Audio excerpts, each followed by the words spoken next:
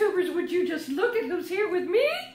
This is Ryan Forrester, the famous Ryan Forrester. Oh, I don't know about that. Tell them what you're doing in LA. I'm actually here on the wellRED comedy tour with my buddies Drew Morgan and Trae Crowder. You may know him as the liberal Redneck. So we're here, had a show, taking some meetings, and then we're off to Canada. And you needed some advice. I do.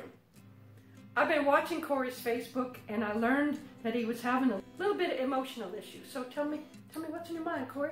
When we started the tour last year, I pretty well immediately lost my grandmother, who was my closest friend. And being on the road and such, I've kind of struggled with it. I miss her a lot. Well, I think I have some tips for you. Well, good. You know, I'm fucking good at giving tips. It makes people giggle when I do that. Corey, I'm going to share a secret with you. I lost my grandmother when I was only 23. That was 50 years ago. I'm 73. How do I look? You look amazing. You know, my grandmother was wise and she was funny. And so when I miss her, I just remember her wisdom or her funny. Mm-hmm. So tell me something funny about your grandma. A lot of memories come up, but the one that sticks out immediately, we used to always celebrate Easter at my house with another family that lived across the street. They weren't our family, but you know, in the South that doesn't matter. We love them and we treat them like family. So my grandmother, who at this time was 89, she passed away last year at 96. She was 89 years old, and one of her favorite things was still hunting eggs at 89. And so Go Granny! I know. Like I said, she could not even walk towards the kitchen hardly. But as soon as it came time to hunt eggs, she was Usain Bolt. I mean, she was out there. So my dad and all the dudes would hide the eggs and whatnot. And Randy, my uncle, would put $100 in one of the plastic eggs. That was the prize egg. I mean, Fuck! I know. Like when I was a little kid, like the prize egg was $1 or 50 cents or whatever. He put $100 in there, and my granny knew this, and she. That's a shit ton of money, intertubers. That is a shit ton of money. So my granny had to have it because she's a Depression era lady, and even though in her old age we took care of her, she wanted for nothing. $100, like she still internalizes that as this is winning the lottery. I gotta have it. She's sprinting through the yard trying to find this thing. And she's got a basket full of regular eggs, but she can't find the prize egg. She finally gives up. Everybody's done. And she's sitting there and she's like, well, I didn't find the prize egg.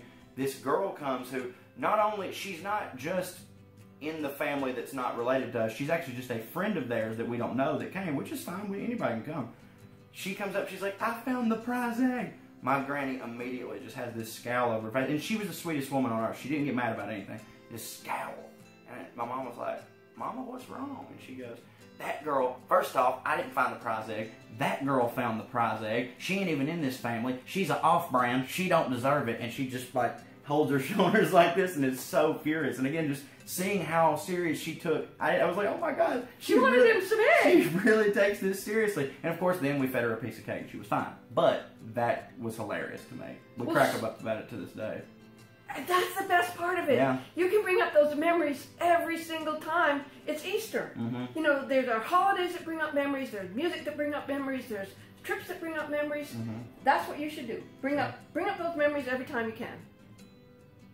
What did you call her? What did she have a pet name from you? I called her Granny Bain.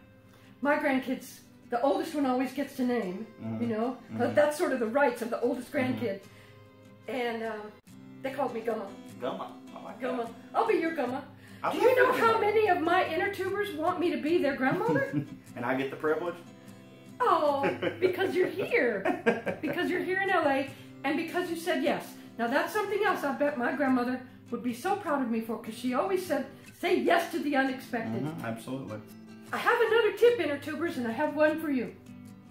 You can talk to your granny. She doesn't have to listen, right? Mm-hmm. She probably didn't listen at the tail end of her life because she couldn't hear. Not much. People talk to God. Mm-hmm. People talk to the TV. Like, what the fuck is with you, weatherman? We're not supposed to have rain tomorrow. Aside from the fuck, my granny did that too. Well, your granny at one point had to have fucked. Are you with me? That's true. I'm sorry. Just the one time. Just the one time she did. She had one child. One child. She fucked once and then quit forever. Well, good for you, Granny Bain. I'm good with that. Corey, I bet you were one sweet grandchild. Were you the oldest or the second or the fourth? I was the oldest. Did you do something super sweet for her? The thing, it wasn't one specific thing, but I made a promise to her. She always said, whenever you get your driver's license, you're not going to come visit me anymore. As soon as I got my driver's license, first thing I did was go to her house, and I did not stop visiting her literally unless I was out of town until the day she died. I went there 4 times a week, and we ate together, and it was self-serving. I wanted to. She cooked for me. It was great. So, spent time with her. That's what I would suggest.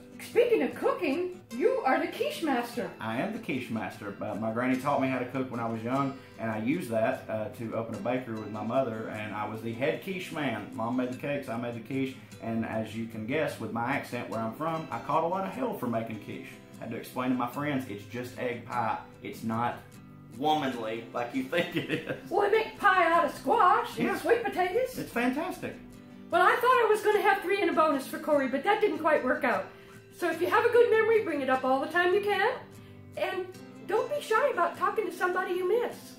Good things happen. Inner tubers, Granny loves you. Can you love my inner tubers? And I want you to catch the wellRED comedy tour. It's all over the fucking country. And going to Canada. Holy fuck. Corey, can you please tell these people that they need to follow, like, and subscribe and all that shit?